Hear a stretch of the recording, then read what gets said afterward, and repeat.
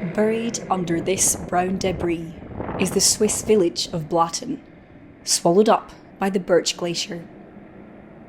Daniel's home is buried too, deep in what is now a disaster zone. Ja, es war eine Explosion und es war eine Explosion ins Herz. It was like an explosion in my heart. We knew immediately that everything was destroyed. We lost our home, our stable, and of course all our memories. We lived in a little paradise.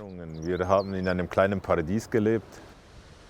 One person is still unaccounted for after last week's powerful collapse, but all other residents were evacuated before the deluge.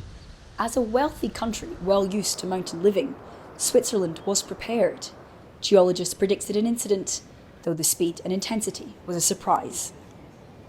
So there is the glacier retreat, there is the rock face that destabilizes, the permafrost that is probably melting up there, and all together it makes a very big event. It's difficult yet to be able to say, okay, this is because of climate change and this one is not. So it's hard to put a label on an event, but we are facing really large temperatures here in the Alps.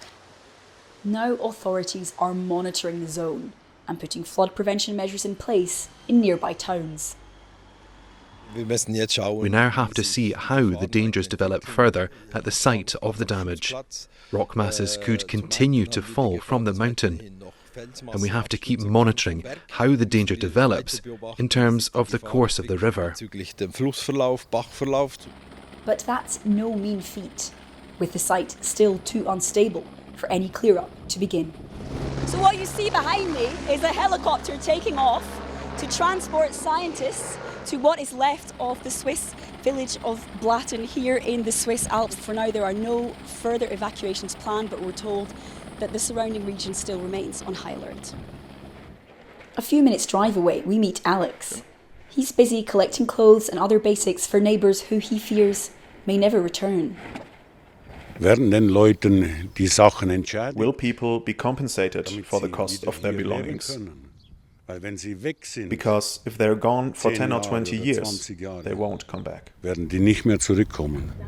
Daniel tells us he wants to stay in his home region, but he has no idea what the future holds.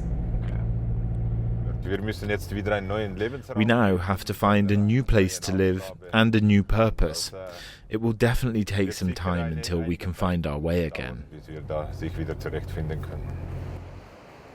For now, he can only look out at what was and hope the fallout of the collapse that turned this Alpine idyll into no man's land is contained.